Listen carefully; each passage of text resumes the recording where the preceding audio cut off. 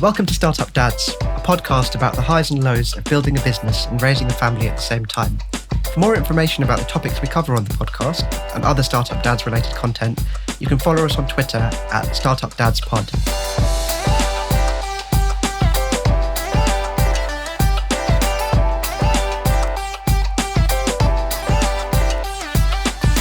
I'm Amrit, co-founder of Exponential, a tech startup that I co-founded in 2017.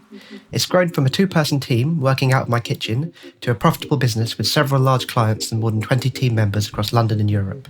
I'm also dad to Evie, my first child, who was born last December. Welcome to this week's episode of Startup Dads. I'm delighted to welcome Wil Schroter. Wil, can you introduce yourself and tell us a little bit about what makes you a startup dad? Sure. Wil Schroter, founder and CEO of startups.com, father to Summer Schroter, who is 9 years old and a founder herself, and my son Wil, who's about to turn 5 years old and is just a tornado everywhere he goes. Very different personalities. I've been doing this as a founder for almost 30 years. Startups.com is my ninth company. So I've been through this a lot. Have a bunch of venture-funded startups. I've had a bunch of bootstrap startups, different outcomes in different ways. And now I help about 1.2 million startup founders like you and I through this entire journey and explain to them, everything that you're going through, both personally and professionally, has been done before. Everybody thinks we're going through it for the first time, but in fact, you may not believe it, but it's all been done before. And so we have a podcast called Startup Therapy, where we actually walk through each of these issues at the personal side, what founders themselves go through. And we dig into these issues very deeply. And for a lot of the founders that are listening, they all say the same thing, which is, I thought I was the only one. And I think as it relates to parenting, we often go through, this is such a big challenge, but then later realize that everyone's done it before. So I think, that's kind of the common theme among all the people that I work with. For sure. That was one of my massive motivations for setting up the show is, as you rightly say, it feels new. Every week in a startup feels new in its own way. And the same thing applies to parenting. So, Wil, I'd like to kind of zoom in on that. 9 internet companies in the last 20 years, absolutely amazing. Can you talk to me a little bit about the journey, I suppose, how parenting came in and interacted with that journey and how, the changes to the way you ran your life as an entrepreneur? Because, you've done this a lot. And I suppose, your kids would have been at various stages of their lives while your businesses were at various stages of their lives. Let me tell you a story about the very moment where my startup life intersected with my life as a parent. This was about 10 years ago. My daughter Summer had just been born. I had just gotten married. We had just built startups.com. We'd just moved from across the country in the United States. We'd basically taken on every life moment that you could possibly have, all within the period of about 6 to 9 months. We packed them all in. And I'm going to tell this story as a bit of a moment in time, but it also doubles as a bit of a warning, really, for a lot of other founders that are out there. At that point, I was 37 years old. Up until that point, I had run nonstop. I had started my first company when I was 19, and I worked every waking hour, zero exaggeration, for that entire time period. At the time, at this moment, I was running 5 companies at the same time.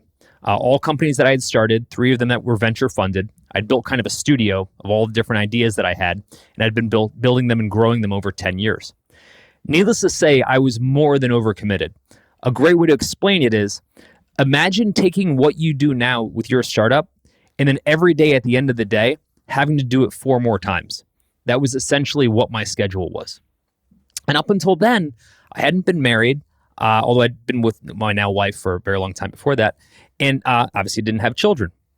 Well, one day, as we're starting startups.com, I'm sitting at lunch with my friends, and we're talking about whatever it is that we're talking about. And I just didn't feel right. I couldn't quite put my finger on it. And I said, I'm going to head home for lunch, which I had never done, even though I lived 5 minutes away. And I'm just going to lay down for a second because something's off. I get in my car. I'm driving on the short bit of highway back to my house, and I call my wife. And I said, I don't know what's wrong, but something is definitely off. And the moment I said that, The moment I said off, my heart stopped. Full tilt while I'm driving on the highway. And I don't mean metaphorically, I mean quite literally, it stopped. Oh boy. And by the way, it's impossible to not notice your heart stopping. Of all things, it's pretty specific. I came to, because I'm an idiot, I stayed behind the wheel and drove myself home for the next 2 minutes. Not the smartest thing I had ever done. I then called my friends from back at work. I said, and I'm laying back, sprawled out of my living room, staring at the ceiling. And I said, you guys need to come get me. They were a couple minutes away, so I thought that was a good idea. I ended up getting rushed to the hospital. I'm in the ICU for the intensive care unit for essentially 2 days. They're running every test possible on me, figuring out what's happening to me. The doctor finally comes back to me, and he said, you just had a massive panic attack. You had run your body so hard for so long, and you stacked up so many different commitments along the way. Now add parenting, now add, wife, etc. Your body just gave up on you. And this is going to happen again. That was the moment where I shifted from being startup guy to startup dad. Because at that moment, sitting in the ICU, staring at the ceiling, not knowing what had just happened to me or whether it was going to happen again, but knowing that my daughter was sitting in the other room and had just been born, was one of the most shocking, intense experiences of my life. It was by far the most shocking experience of my life. And at that moment, I knew everything was going to have to change. And that was a very deliberate moment that really changed everything. Wow.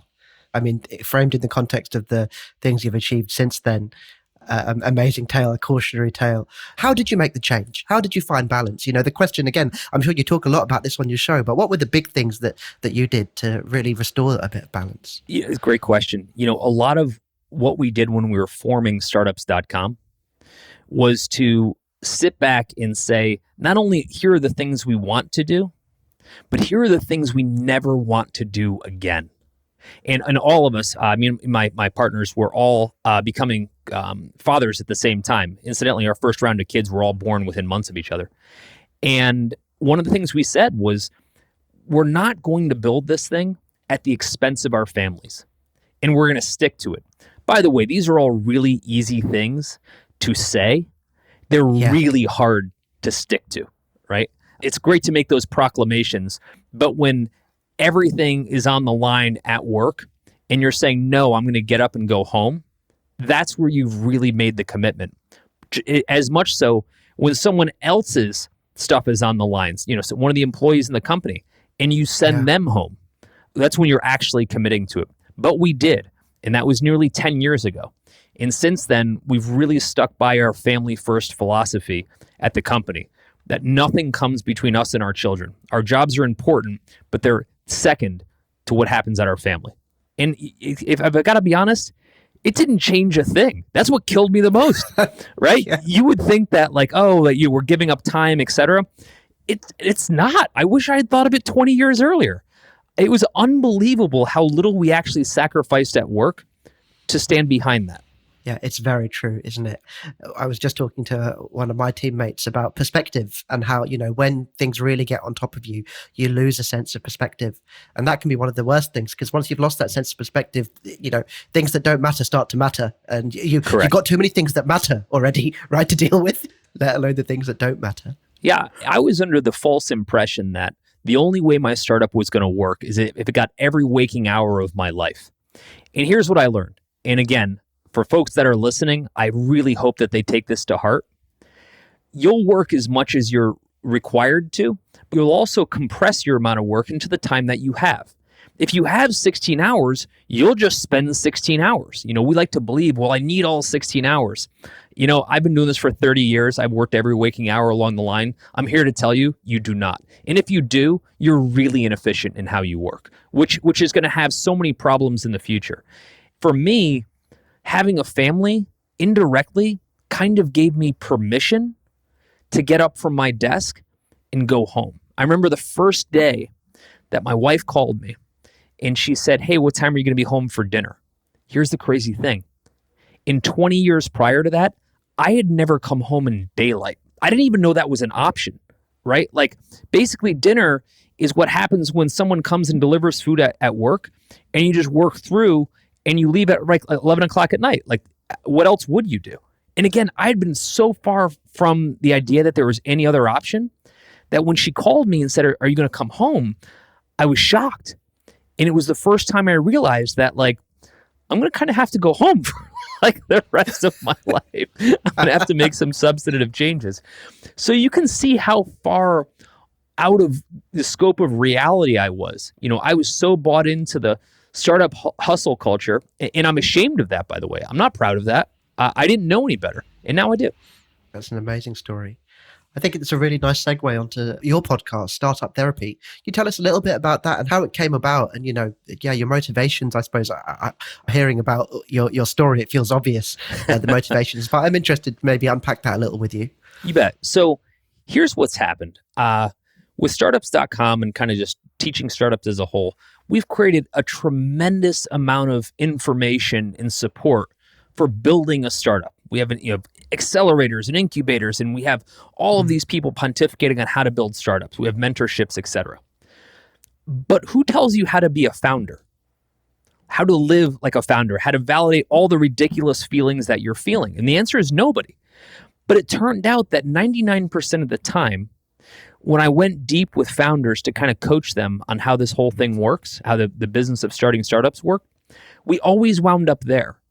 And essentially what it looked like was, I do need help building my startup. I'm fundraising, or I'm doing customer acquisition or staffing, or all the things that startups do.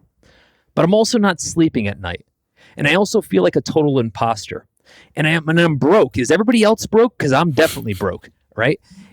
And I started to explain to these folks that you're going through exactly what everybody else goes through.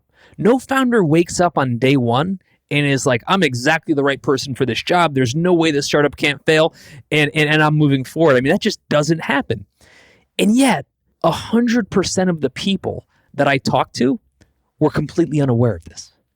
And so what I did was, with my co-host Ryan, we started to just grab all of the topics that we were talking about to founders all day long, and we started to unpack those inside the Startup Therapy episodes. And so we started to talk about things that people hadn't heard before, like what's the emotional cost of being a founder? You know, we know that there's a cash cost to it, you know, putting money in, but what is the toll that it's going to take on you? And what do you look like on the other side of that? You know, how much does that actually cost you, both in your health, your mental well-being, et cetera? And that was one of the first episodes. You know, we're over 100 deep, but that was one of the first.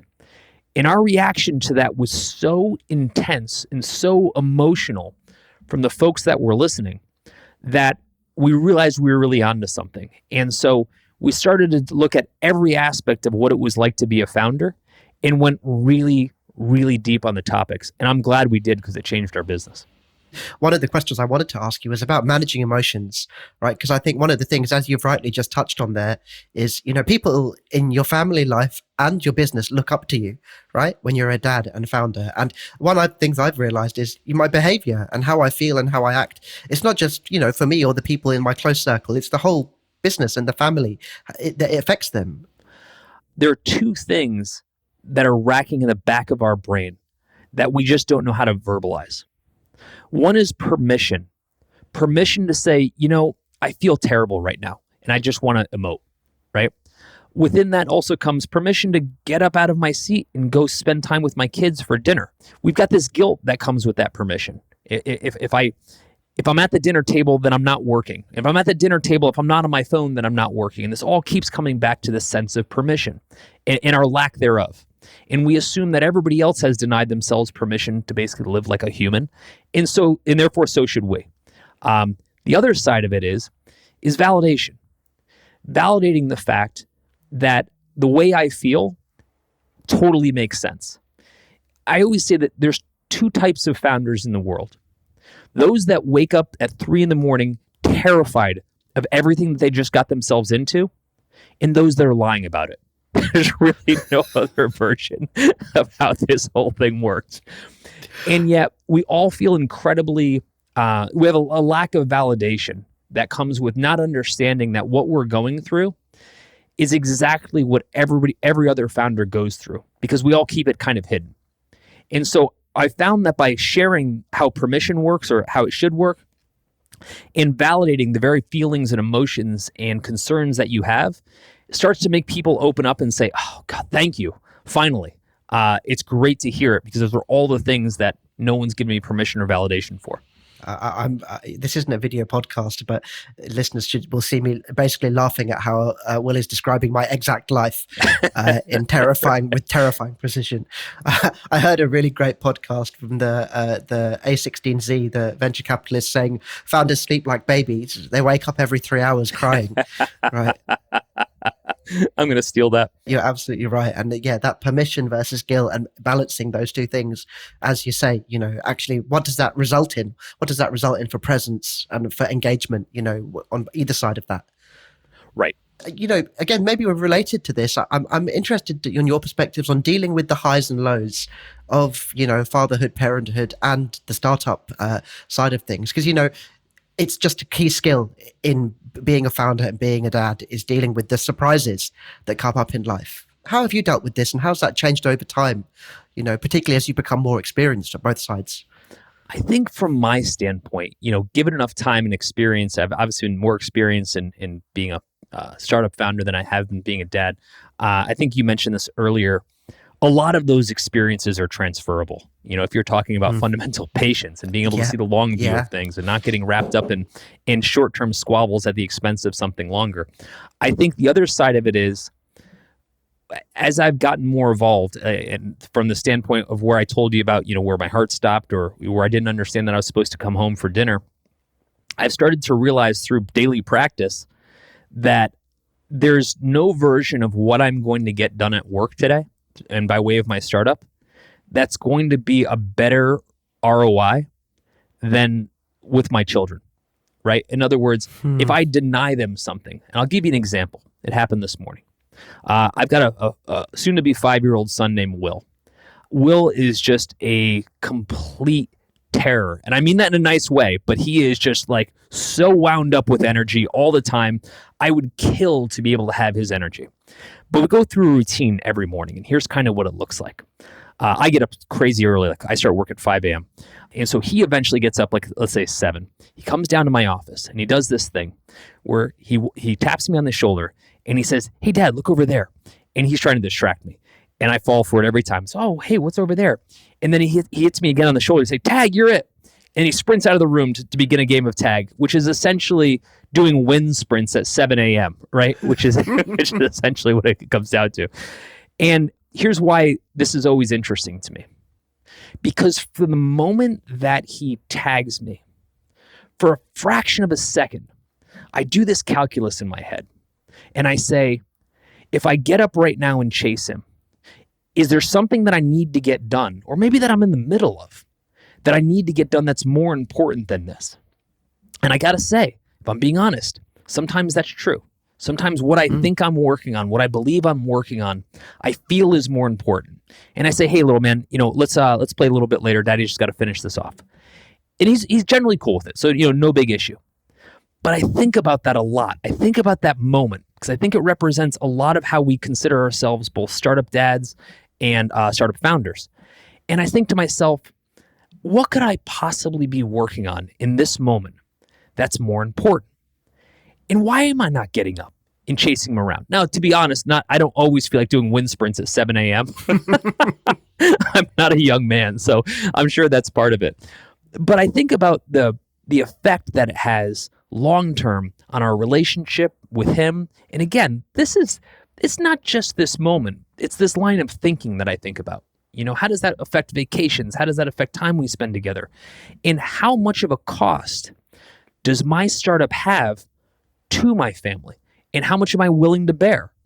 And so I'm constantly kind of doing the math in my head as to kind of what my tolerances are, if that makes sense.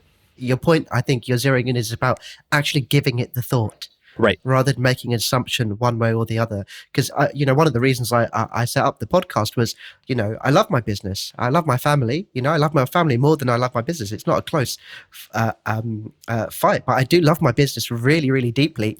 And it's one of those things that, if I'm really honest, I don't have as much time in the day to do all the things that I love, and therefore sacrifices need to be made. And what you're telling me there, that story is so impactful, and really sticks with me. Is you have to do the thinking, and there'll be occasions, where you need to finish that piece of work. But if anyone is making the blanket assumption that actually it's always the case, you've got to get whatever you need to get done at work right now done, there's a chance you could miss out. And I do, and I know it. There's no question that I've missed out. And I think over time, fortunately, my kids are relatively young still, where I'm not kind of in that regret phase where I'm looking back saying, I wish I had, I wish I didn't kind of thing. So I still have time to make those adjustments. But I think a lot about why I do that math. And I got to tell you, some of the things that I take away from that. One is that most people aren't founders. And so for them, work is just work. Work is just something they get paid for. For founders, it doesn't work like that. This isn't a job. This is something very differently. No more than watching your kid is babysitting, right? Yes, you're technically watching over them, but it's not babysitting, right? That's your child. And so when I get up from work, the math going through my head, certainly a big portion of it is, what are all the dependencies that are about to get shortchanged when I get out of my chair? Now, most people look at that and say, well, feels like an awful lot of analysis for whether or not you're going to play tag with your kid or not. And it is. The point isn't how much analysis it is. The point is that I have to do it regardless, right? That I'm doing it at all is sort of the point. And I think when founders start to get into their startup and they start to develop this habit, right? They don't realize it's happening at first. At first, it just sounds like, well, we're obviously really busy. We're trying to get a fundraise closed, so I'm going to need to put off some time. But it's a habit. I've built a 30-year habit around saying no to things that I should probably say yes to.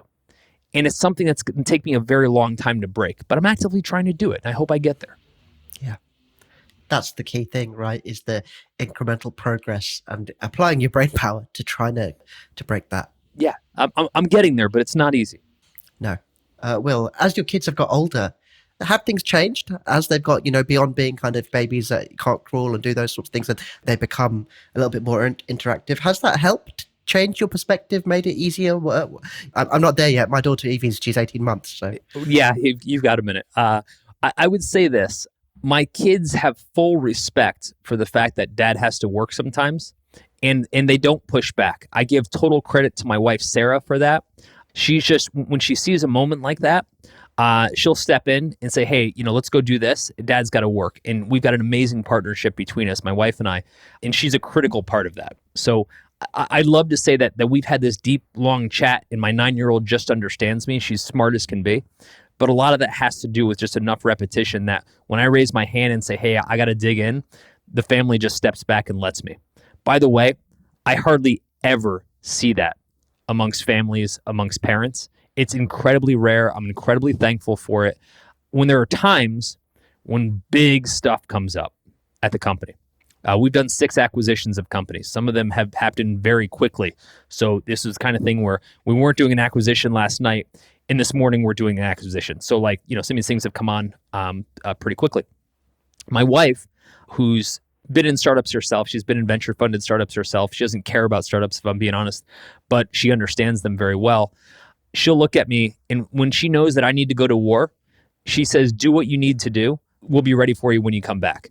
Kind of like in 300 when Leonidas' wife says, come back with your shield or on it. She pretty much sends me off like in that scene, right? Off into the harvest fields. And she's legitimate about it. She doesn't give me a hard time about it later where, she makes me feel guilty about it. She understands what aspect of my career, requires certain sacrifices, and she's fully on board. I don't have to push her. We don't have to have a conversation about it. And I'm, again, incredibly thankful for that. If that weren't the case, and I'll kind of create a different view. If instead I knew that if I had to go to work, I then had to create a new fight at home, essentially fighting 2 wars full time, I couldn't do it. Yeah. I have plenty of founder friends that do every day, and I have an incredible amount of respect for them. I don't have the fortitude. I actually just don't. And so I'm fortunate I'm in a situation where I don't have to. It is incredibly rare. I can't name 3 people I know that have the same situation. Yeah, it brings me back to that insight you had about permission versus guilt, Yeah, right? And that the overhead that it has of having to manage that guilt that's induced by, seeking the need to seek permission in that way. Whereas if you get that taken away from you, that's just it sounds like that tailwind is just taken away, and you can go 100%. be your best, Wil Schroter, the best version of startup side rather Right, than dad's side. right. Amazing. Well, I'd like to ask you the question that I ask every guest now. What's the biggest lesson you've learned from your journey in entrepreneurship that you want to pass on to your kids? I think it's that this is a journey of discovery, not just, I know where I want to be, so I'm just going to be there. I think that's the biggest misconception of how life works, but certainly how startup life works. Here's how people think it works. I come up with a big idea. I then pursue that big idea in the exact form that I designed it in. And it just becomes what I thought it was going to become when I was sitting in bed at 3 a.m. staring at the ceiling. And then it becomes huge. I'll become wildly successful. Maybe I sell the company, and then I become even more happy.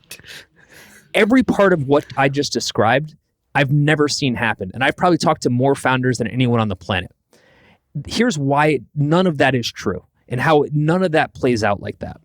Number one, the only way to know what we're going to be working on is to work toward it, to work on it, and then keep making 100 changes on the way. The problem is you can't make the changes unless you start working on something and then find your way. The analogy I would use is, let's say you want to go from east to west on a map. And you say, okay, I've plotted out the exact course. That's exactly where I want to go, and this is exactly how I'm going to get there. Sounds awesome. But then you get a third of the way into your trip, and the river is flooded, and you can't go that direction. You have to change course. Now imagine that happened 10,000 times. That's the journey of entrepreneurship. Yeah. The second part of it is that as I progress through this journey, and ideally I'm successful, we'll get to a point where all this success will culminate with, which will create more happiness for me. Do you know that I've actually seen far more unhappiness at the end of this journey than happiness? It's the part nobody talks about. Again, this is kind of probably a startup therapy episode, but what we lose along the way is assuming that our success will fill some gap that we have going into this. It may increase our bank account, but most of the problems we had going into this, as far as our happiness, our overall mental well-being, only get geometrically worse through this process. This isn't a Zen path of happiness. This is a torturous kind of gauntlet. And so what I try to explain to folks are two things. And I wish I had known this. The first is that there's no version where you can plan this out. All you can do is point in a direction and start moving there. The only thing you can do wrong is to not start moving. Try to keep pretending you're going to come up with Facebook and every iteration of it. It just does not exist. The second is that if you're super unhappy right now, you're about to be way more unhappy through this journey, whether it goes good or bad. So startups are not a path to happiness. They're a path maybe to financial well-being, etc. But your happiness is a totally separate journey. You probably covered this in various angles in startup therapy, but I do wonder how many people make that assumption, that it's a linear journey when it couldn't be further from that in every possible way. 100%. And I think that the challenge is, particular to this journey, the founder journey, is that most people, as they embark on the journey, they don't have a lot of people around them that can kind of confirm this path. For example, if you and I graduate from university and we want to become lawyers, there are an endless number of people that have gone through specifically this journey, and they can say, look, if you get into this school, if you graduate, if you intern at this place, you'll probably get this job, you'll probably be practicing law. There's a band of how much you get paid at those different thresholds. It's incredibly predictable. And most careers have exactly that. This is the polar opposite of this. This is like if nobody had become a doctor before that you knew, saying, well, I don't know how this whole medicine thing is going to work out, but why don't you slice some things open and maybe you'll find somebody, you'll save somebody, maybe you won't, but figure it out as you go. There's no corollary here whatsoever. And so I think we get a lot of really bad signals or make completely bad assumptions heading into this. It's a very good framing, a cautionary tale. Absolutely brilliant. Wil, that's been an absolutely amazing episode. One of the most tip-packed, insight-packed episodes we've ever done. thank you so much. Before we close up, we have our regular feature, Startup Shoutouts, where we shine a light on some of the organizations, founders, anyone in the startup ecosystem that we admire. Startup Shoutouts. Who's your startup shoutout, Wil? It's funny. This isn't a new one at all. He's an old friend. He's been at this since as far as I can remember. You may be familiar with him. He's a guy named Andrew Warner that runs the podcast Mixergy.com. A lot of people don't realize this. Andrew's interviewed over 2,000 guests. Andrew has uncovered more startup secrets, kind of backstories than anyone that I know. But I'm not really high-fiving him just for that. Andrew and I first sat down in 2007. We both used to live in Santa Monica in California together. And he pitched me on the idea of what Mixergy was going to be, interviewing and unpacking all these, concepts and backstories from founders. And I didn't think it was that good of an idea. And by the way, I'm usually Mr. Optimism. Like when people pitch me an idea, I always try to think how to make it work, not how to knock the idea. But I said, Andrew, I don't think it's a great idea. And he was polite about it. But he's like, well, I'm going to kind of do it anyway. And I'm just shocked at how long he's been able to push his idea, how well it worked, how many people it influenced. And and how good of an interviewer he's become. He's like a masterclass watching him interview other people. So if I'm going to give a shout out, it's my good old friend, Andrew Warner, and the incredible job he's done. That's amazing. I've not heard of him. He's going straight on my list afterwards. Again, it ties into that, again, great insight you had about that rate of persistence and iteration, right? And 2,000 episodes, yeah. So I'm 1% there. Me too. Brilliant. Well, Wil, again, thank you so much for coming on the show. How can we find out a little bit more about you? Obviously, we've got startups.com. Anything you want to announce or share with the listeners of the show? Yeah, the most important thing that we do at startups.com is we put together groups of founders. We call them founder groups. They're 8-person groups that meet every month. We moderate these groups. We curate them to be exactly peers that would be in your same life stage, your same business stage, your same growth stage, etc. And we get together every month and we have a really deep, incredibly vulnerable conversation about how everybody's really doing. And so this isn't the startup dinner where everybody pounds their chest about how incredible things are. This is the polar opposite. If you had to sit in a room and had truth serum. And it's incredibly validating because everyone finds out that everyone's going through the same stuff you are. But more importantly, everyone actually cares.